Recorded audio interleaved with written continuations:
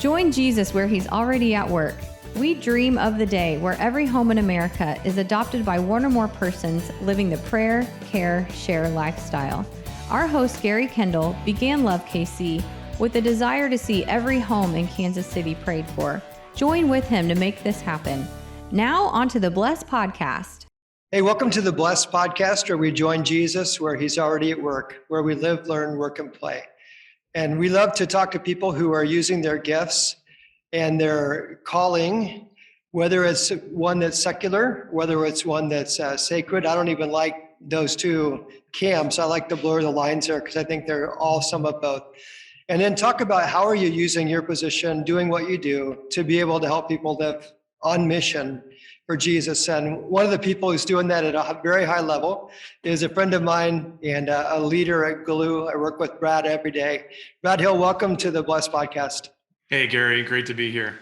Hey, I'm so glad that you can join us today, Brad, and share a little bit with our listeners about who you are first. And then let's talk about the He Gets Us ad campaign, because people have been seeing it on billboards. I saw it at Kauffman Stadium for the Royals game the other day. They saw him on the NCAA tournament, which Kansas won, by the way. I just had to slip that in. But you had to put that in there. Yes, I had to get it in there. But tell us, Brad, about a little bit about yourself, and then a little bit about Let's start with He Gets Us. Sure. Well, it's a pleasure to be with you, Gary. I'm coming to you from home base here south of Denver. As some folks may know, Gloo is based here in Colorado, but we have amazing team members all across the country. And Gary, when you're not wearing your podcast hat, your Love KC hat, all the other hats you wear, we're honored to work with you and several others who are really finger on the pulse of ministry. And in a nutshell, I would just say, for those who aren't familiar with Gloo, one of the things that we really try hard to do is make it easy for people and churches to get connected to one another. Yep. And we do that in a variety of ways. Our churches, including all the churches in Kansas City that have joined our platform so far, are benefiting from a number of different campaigns that are bringing these explorers in. And by far the largest campaign, the most exciting campaign in some ways, and the newest, is this project called He Gets Us. So Gloo's role is really a supporting role in this He Gets Us project. Just to be clear, He Gets Us is not owned by Gloo. It's not our campaign, but our team has a very central role in making sure that churches become aware of it, and also that every person coming through these ads that we'll talk about has a chance to connect with the right next step. I love it, Brad. It has garnered so much attention. People are seeing these ads everywhere, and it literally stops them in their tracks. I was talking to a guy who's a fireman, and they were watching TV in their firehouse, and one of these ads came on, and he said the whole room went silent. Like when it was over, like no one even knew what to say. It was like a holy moment almost. And being a follower of Jesus, he just kind of he hadn't seen it either, but he just stepped into the moment and asked them what they thought, and they had this really amazing discussion. So that's some of the result of these ads. Yeah, it's really breathtaking, Gary, just the opportunities that this is creating. And it's a thrill for us to talk to church leaders about it, because as you say, each week as I go out and sort of stand in front of rooms and get a show of hands, how many of you have seen the ads? We're watching just higher and higher percentages of hands going up, right? Which tells me that not only are the pastors and church leaders seeing these ads, but your congregants are seeing them, their coworkers, their neighbors, the other kids on campus. Everybody is being exposed to this message. And that creates just an amazing opportunity, we think, for all of us in ministry kind of on the ground to then use this as an open door. Mm-hmm. Yeah, it's a starting point in a conversation. And I think I don't know who can see this, Brad. Maybe you can tell a little bit about who conceptually conceived He Gets Us. But one of the things I love about it is it starts with the humanity of Christ. And people haven't focused on that for some time. The church maybe is focused on the deity of Christ. They focused on theological implications of Christ. But in starting with the humanity, it really touches every person. And that's the beauty of it, whether it's an Uber driver, that I'm talking to, or one of my neighbors, there's a talking point because they're resonating with the human touch of the fact that Jesus was a human, and people really haven't thought about that very much. That's right. And I think, maybe Gary, to allow your listeners to come just peek behind the scenes a little bit, the origins of the He Gets Us campaign really predate any of the ads being run. It wasn't just a great idea cooked up on, somebody's screen. It actually began with almost a year's worth of research. And as a lot of your listeners probably know, great research always begins with a great question. And the question that really started this whole thing running was this idea of how did the world's greatest love story become known as a hate group? And that phrasing is very intentional, and it's there because, quite honestly, if we look out across our culture and around our communities, that is in fact what a lot of folks have in their minds as a reputation when you ask them about Christians or the church or religion in general. And I think they nailed it. It's sobering, right? It's not maybe the question that we'd want to have to grapple with, and yet here we are. And so that kicked off a rather rigorous process of research that I will tell you has generated very plain spoken but very sobering findings about where we are in our culture. And later on, I know we'll share some links, but this research alone, we won't have time to go into it fully today.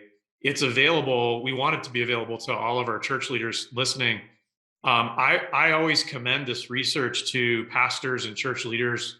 I think it's a great thing to take our staff through, or to go with our leadership team, maybe in a weekly meeting, and just spend 20 minutes or so reviewing these findings, because I think it's a really good snapshot of where we are in 2022 as it relates to cultural perceptions about us.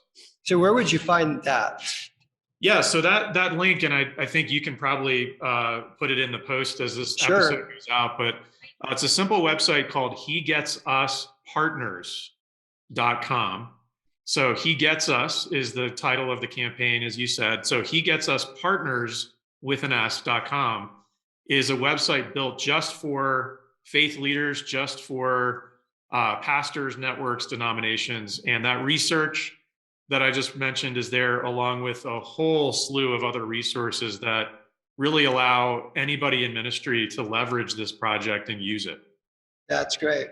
So if you're listening today, I dropped it in the chat. If you went to Love KC Today, which is our Facebook group, we call it Living on Mission, you'd be able to you can actually see Brad in person and see the show live, but you can also get the notes there. So I will have it. It's in the chat now, and I'll put it also in the show notes for later.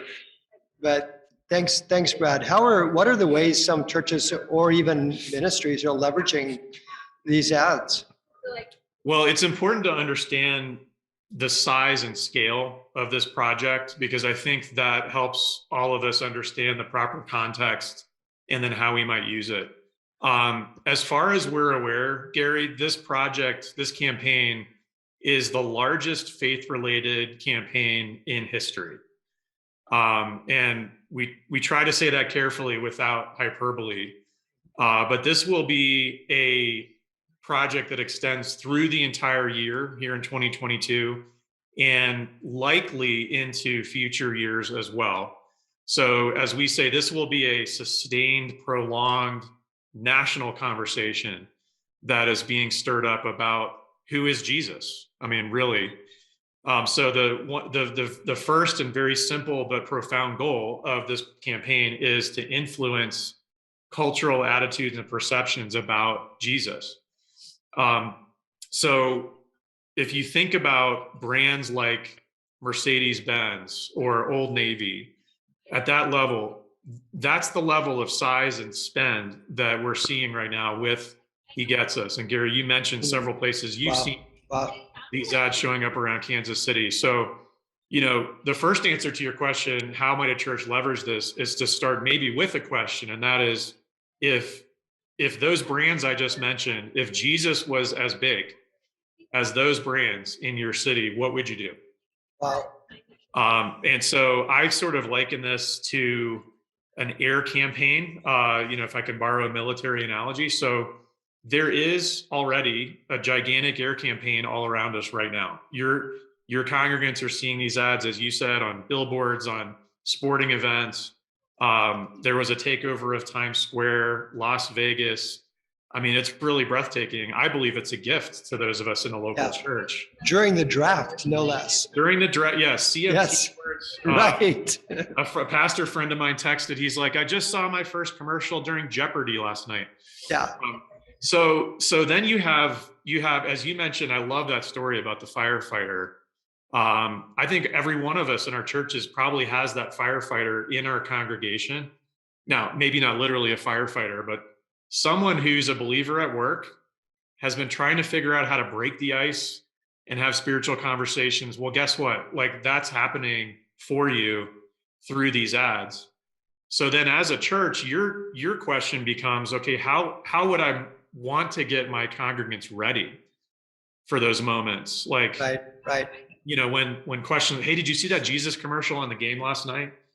How do we prepare our people? I mean, this really, I think, in a sense, is Ephesians 4. This is, how can I equip the saints to be ready to have these conversations? Paul said, always be ready to give a reason for the hope that you have. Right. This is all of that, I think, embodied. So there are a growing library of resources for churches to do things like preaching around the messages of the campaign, having small group discussions around every one of the ads, by the way, has a small group study now. Recently, Relevant Magazine published that.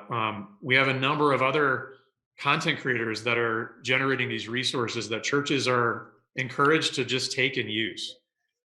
So it's going to be growing all year long as more and more ads become available. And then I think also, Gary, we can talk about, in a more practical sense, the people that are coming through this campaign and how churches might serve them. Right.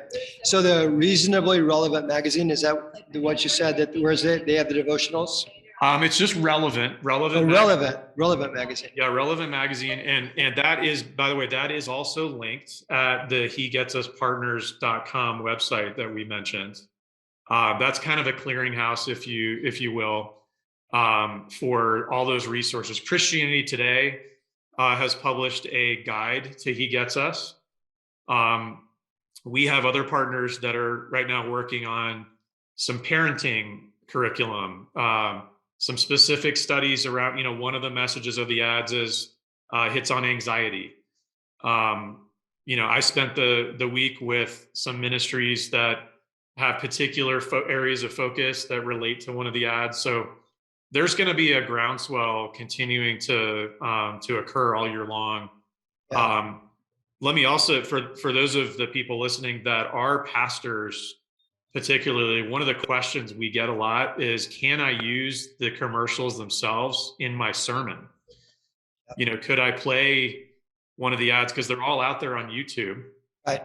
By the way, this will be dated probably by the time this airs, but just crossed 170 million views.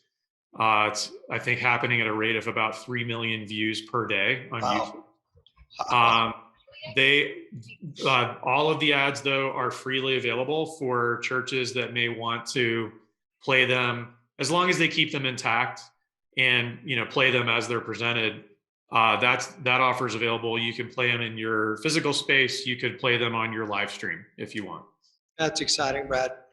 So I have this wristband. I don't typically wear pink, although I'm secure in my manhood. But I have this wristband on because tomorrow, and again, this will be dated by the time it comes out, but tomorrow the Send is happening in Kansas City. 64,000 people coming to Arrowhead Stadium. And with this express goal of people living on mission the rest of their life, whether here in the United States or around the country. Other goals are to help people who may be willing to foster or adopt, and to have Jesus clubs in high schools and universities, et cetera. So some multiple goals they have. But one of their goals is for people to live on mission where they live, learn, work, and play. And they've asked Love KC to be their follow-up arm in Kansas City. So one of our plans is there's 4 weeks of kind of orientation that they do after the Send. And then it's on to us to launch them. One of the things we're planning to do is when the 4 weeks has ended with the send, we'll be running these commercials, these ads in our Love KC Living on Mission pages and offering discussion guides and groups where people can come on and talk about it. They say that they believe 5,000 to 10,000 people will probably raise their hand at the stadium and say, I'm not going to go to Africa, but I will go to Kansas City. And so one of the ways we're engaging then is through our Facebook group. And we'll be using these ads with the YouTube and then encouraging people to come online, and together we'll actually in live, we'll be talking about them, as a group. So that's one of the ways that we're using them. That's great. I'm glad to hear that, Gary. Yeah, we're just seeing more and more ministries and churches, by the way, that are finding creative ways to really just grab these things and make them a tool. One particular takeaway that I might share from the research, because I think it's important to understand, spending a year speaking to a national sampling of people about their attitudes around our churches, all of us as Christians, and then finally about Jesus. I think there's some sobering but unsurprising findings that are challenging for us to read and absorb about what people think of the church and what they believe about Christians. But when you arrive at the subject of Jesus, the encouraging news is that there really is an openness in more than half of our population to start from a neutral, if not positive place when it comes to the person of Jesus. And so one of the ideas behind that then becomes, how can we make Jesus our headline? In fact, some of the respondents in the research went so far as to say that, hey, sometimes I see churches promoting themselves. Sometimes I see Christian ministries out there talking about all the good works they're doing. And it's a little bit like the people in our communities are saying, well, duh. Like, I thought that's what churches were supposed to do. Like, it doesn't really impress me so much if you're feeding or caring for, like, we kind of expect that. But meanwhile, we're seeing, an incongruence maybe between those good works and then how you all live, or we're not sure what to make of all this dissonance. But when we can begin with the person of Jesus and specifically connect Jesus to felt needs, right? Because what we know, Gary, is like people in Kansas City, for example, are struggling at an all-time high with loneliness, with anxiety, right. Relationship struggles. And so if we can connect, hey, Jesus actually cares about those things. And Jesus actually had something to say about those things. It allows people to take a fresh look at Jesus. And as you said, the strategy of He Gets Us is going to be an evolution. Right now, it is focused, as you said at the opening, really around the humanity of Jesus, that he was fully human. He gets every aspect of our lives. Later in the year, you're going to see a second bridge, if you will. If we kind of cross the first bridge of respecting Jesus as a person, then the campaign will begin to move into the divinity of Jesus, or Jesus Christ, if you will. So that will be coming as the story unfolds. But I don't know if we have time that we can listen to one of the ads here real quick, that just the powerful raw way that they're connecting with the humanity of the viewer. I mean, I'd love to listen to them. I also want you to tell me which one's your favorite before we get done. But yeah, let's listen to one or watch either way. That's great. Yeah, I'll play the audio here just so everybody gets the same treatment. And that's unfair. I don't have a favorite. It's like, even though I didn't create these, I feel a little bit of a sense of pride. Just it's like picking a favorite kid. I'd be in big trouble. But let me play, one of the newer ones I think is interesting is relates directly to when people are looking for help, they turn to screens. And our social media platforms kind of have the false sense of community and belonging. And we have so-called friends online, but we have this idea of being unfriended, and it just exacerbates loneliness. And so one of the ads here that you can go listen to or watch is simply called Unfriended. This is an audio version. Let me play this real quick. Have you ever been in a broken relationship? Have you ever felt betrayed?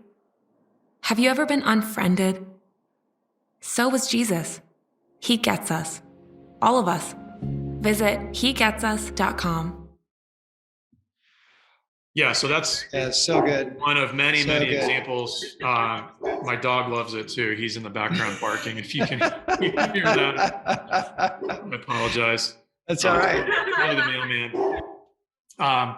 Yeah, so there's going to be an unfolding series of these ads during the year as well. One of the first to run right around last Christmas was called Teen Mom. And it was the story of Mary and Joseph, but told in a very fresh, modern way. So there's some good surprises coming later in the year. What you need to know, I think, as a faith leader, is that this is going to be a long-term, as we said earlier, sort of surround effort in our cities. And marketing 101 would suggest that when you're trying to convey a new message to an audience, it takes multiple impressions. And so the ground will continue to be softened as this campaign continues. And we hope that this is just a fabulous tool for all of our churches and ministries to reach deeper into the culture, especially people that would never otherwise come into our churches. That's so true, Brad. I wanted to pick up on something you said earlier because it's so key to what we believe at Love KC. That we really believe that every one of us has these natural relationships already because we're social beings. And that the way that we can bring Jesus into the mix is just really be who we are, doing what we do with the talents, gifts, and callings that God's already put in our lives, but being aware of the needs around us and open to the people and loving them well. And if we'll love well, we'll be in conversations. And when we're in conversations, we have a chance to bring Jesus into that conversation. And we'll say things like, think little, not big. Think small, not big. Think one, not a crowd. Think the ordinary, not the extraordinary, and capture these kinds of things. And every single person can be used as a missionary, really living right where they are, where they already live, learn, work, and play. And these ads set us up beautifully for that. But one of the other things I want to say about that is, build on that, is to say, when I'm speaking like I just did, I'm talking at a micro level. What's the individual? But if a whole city did this, or a whole church did it, and you start to live on a macro level, all of a sudden, then there's kingdom good that's released across a city or region, or the whole influence of the church, because you have everybody doing it together. And that's a power that we want to harness.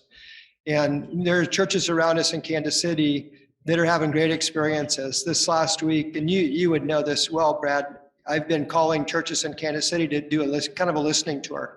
Like, how is it going? What are you learning? I've had 3 calls that I wish I would have, recorded. If I knew what they were going to be, I would have recorded them before I heard the calls, where people just had tremendous experiences and are loving the fact that digital explorers are getting connected to their churches. And just as important as that, there are people who really want to share their faith and connect with others, are having opportunities. Some of these people prayed for years to have opportunities like this, didn't really know how to create them on their own, and now they're having opportunities. And I'd like for you, if you would speak into that just a little bit. I know that Churches Cares is like the foundation, and He Gets Us is building on top of that. But speak just a minute about what we see happening around the country, because people maybe only hear a Kansas City story. They might not hear what's happening around the nation. I think, I think sometimes and pray about what God's up to, and we hear people praying for revival or for a movement. I think, Gary, we get the privilege at Gloo to have a perspective where we do get to see out nationally. And I would tell you that it has all the markings of something extraordinary that seems to be happening. If you can kind of maybe put down the technology part of your mind for a moment and just think of social media, search engines, YouTube, all of it really is just a mission field. That is in all reality what is happening right now. These are real people. They're just people who in our culture, we've become accustomed to turn to our screens for help and turn to our screens for community and acceptance. And so I think for us in the church, it's a call for us to have, number one, a sense of empathy for where people are.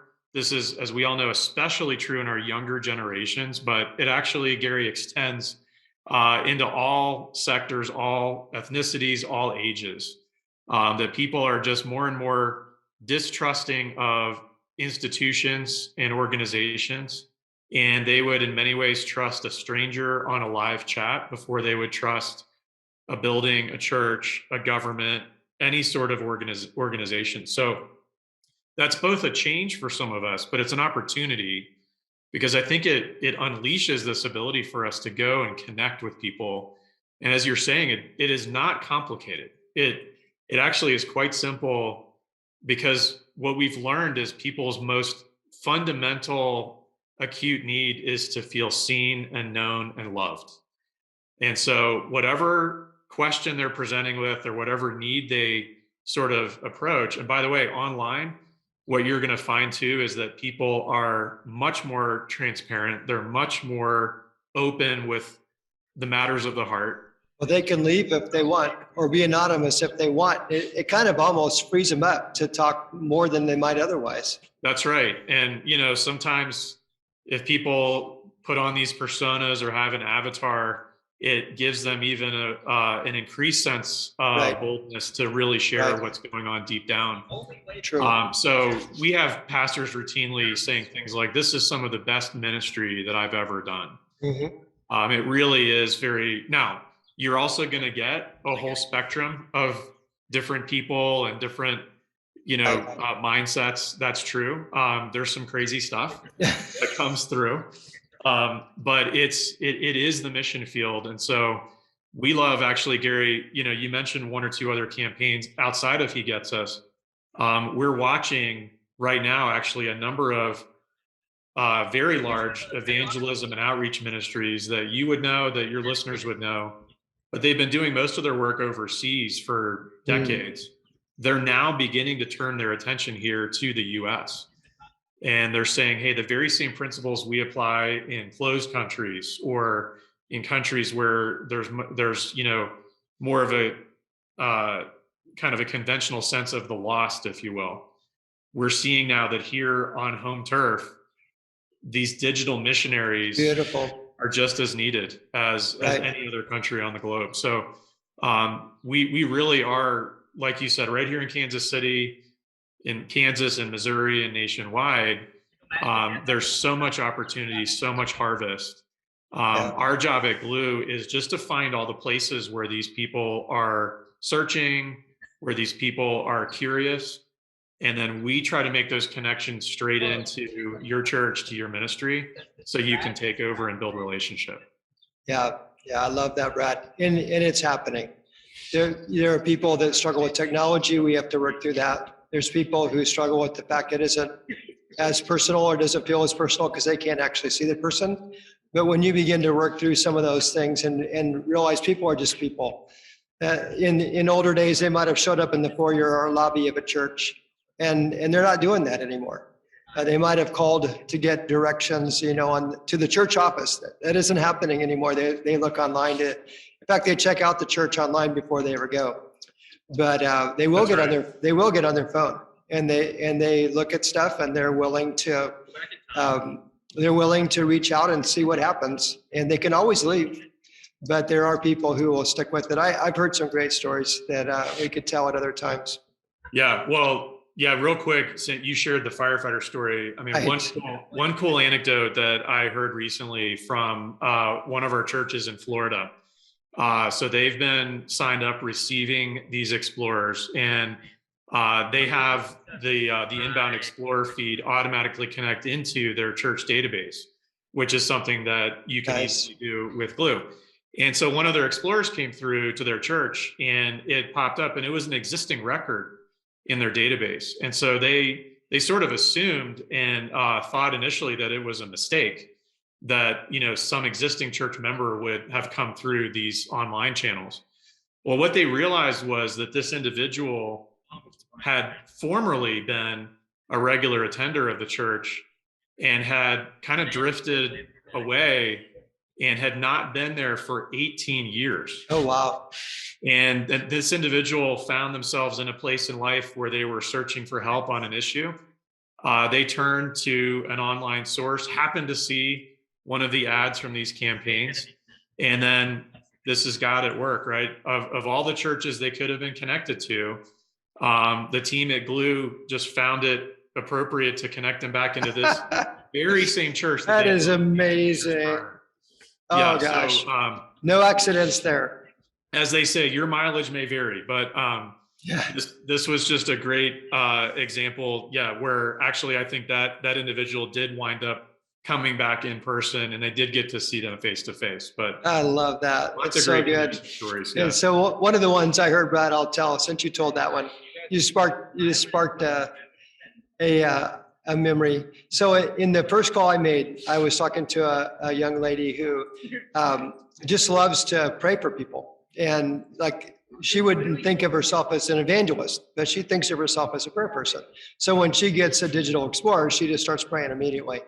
And, sometimes they'll respond, sometimes they don't for a couple of days, sometimes they'll come back or whatever.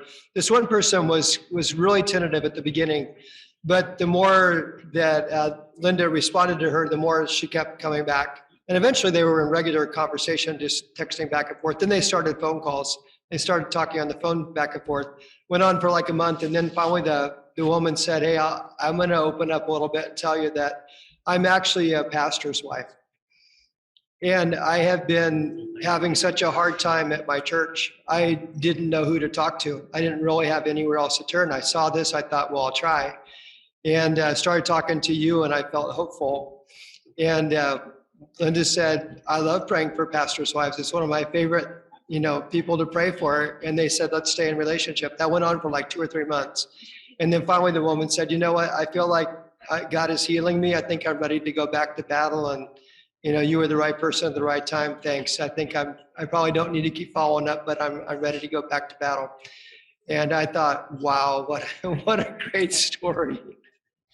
That is. So Gary, we have a goal this year, just, something I want to make sure everybody hears before we close it. And that is based on the traffic and the volume we're starting to see pick up. And then he gets us, obviously, is creating such a groundswell. Our belief is that there will be as many as 2 million people coming through these various campaigns this year. It's amazing. And it's people like that pastor's wife or the person I mentioned in Florida. It's a whole range. They're real people. Yeah. But what's so great about this is they're explicitly kind of raising their hand online and saying, I want to connect with someone. They provide their name, their phone number, their email. I mean, it's warmed up for you. Yeah, and right. And based on that projected volume, what we also know today is we don't have enough churches sitting ready to receive those people. So these stories that we're telling, we think are going to accelerate, and this is a big pie, and we actually want the connections to become more and more local. Whereas today, sometimes we have to reach a little further out because we don't have enough churches nearby. So this isn't like, one church stepping on another church's toes. There's plenty to go around, and we would just encourage anybody listening that, feels like we've got room for more people to serve, to help out and for sure be part of the harvest here. Yeah. So in Kansas City, it's easy for people to find me, Brad, at Gary@lovekc.net. And what we've connected, if a person, ideally, I'd love for the whole church to do it. And that's our first desire, is that every church, and I think every church has people who are either good at hospitality, prayer, or evangelism. Any of those work. Usually a male and a female. It's better if they have a team. And it's easy to get a church connected. Right now, there's still scholarship dollars where donors have paid for a scholarship for a church to give this a try for 6 months. And I don't see any downside in trying. So that's always my first message. My other message is everybody can do it. So at Love KC, when there are people whose churches aren't involved, we just incorporate them into our team. And we say the very same things that you're doing with neighbors or with friends or relatives or coworkers, you can actually do digitally. And so we're just saying we should learn to do this as easily as we could start a conversation at a coffee house. And so we're teaching people to share their faith and to include this when maybe they hadn't thought of this before. That's great. Yeah, I love that phrase. Anybody can do this. This really is. Right. That's why I said earlier, don't kind of fall in the trap of thinking of this as a technology thing. Right.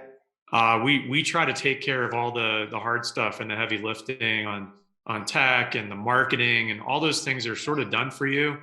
And by the way, the other great news on these campaigns is they're already funded. Yes. The ads are paid for. So that's literally where churches, you just get to step in and do the work of ministry, which we're excited for. So yeah, we'll make sure that link is out there as well. Through the year, as we said, the He Gets Us campaign will keep running. And when you sign on and establish a Gloo account, that also means that your church can be connected to a range of campaigns and a range of ministries besides He Gets Us. It'll be multiple sources, and you get to decide how many can we take, what types can we serve. If somebody's on vacation, you can pause for a week. You're in control, so you really can decide how you want to receive people. Which that has helped a ton, Brad, by the way. That gives people a sense of relief. They aren't going to let somebody down, and they can stay within what they believe are their areas of expertise. So that's a great adaptation on Gloo's part. I'm dropping in the chat here, and if you're a pastor in Kansas City, there's a good chance you'll hear about this. But I would love to invite you to a Top Golf event that we have happening May 31st in Overland Park. And the notes are here. If you contact me at gary@lovekc.net, we're going to spend half an hour talking to people in Kansas City who are connecting with digital explorers. I'll show you some of the ads from the He Gets Us campaign and talk to you about how your church can get involved. So I'd love to give you that invite and get you something that would take one step closer. Be glad to do a demo with you too, if you'd like to just try it out and look at it, the technology before you decide. Either way, just write to me at gary@lovekc.net. Brad, thank you so much for being a part today. You brought so much of a wealth of experience, especially about this campaign, to us. I know it's exciting, and there's going to be more. So thanks for helping us out today. Oh, thank you. And also thanks to the churches that are involved. You know, over here at Gloo, we just think of ourselves a little bit like the pipes underneath and the flow of people and churches and ministry happening. That's all the local church. So we're grateful to be part of it. And thanks for making this possible today. Yeah, I love that illustration. I often say that Gloo wants to be the stage. You know, you can stand on the stage, or you can put a lot of different things on the stage, but Gloo wants to be the underpinnings that help you do what you do. So that's right. Thank you, Brad. To those of you who are listening, I just want to encourage you to go to the Love KC Today Living on Mission page. You can find this actual show if you're listening to it live on iTunes or Google Play. And you could watch it if you wanted to see show notes, and then find other kinds of things like the Top Golf invite there. So blessings to you. Let's keep joining Jesus where He's already at work, where we live, learn, work, and play. Have a great day. Thanks, Brad. Thank you for listening from the folks at Love KC. We hope you enjoyed our program. See you next time.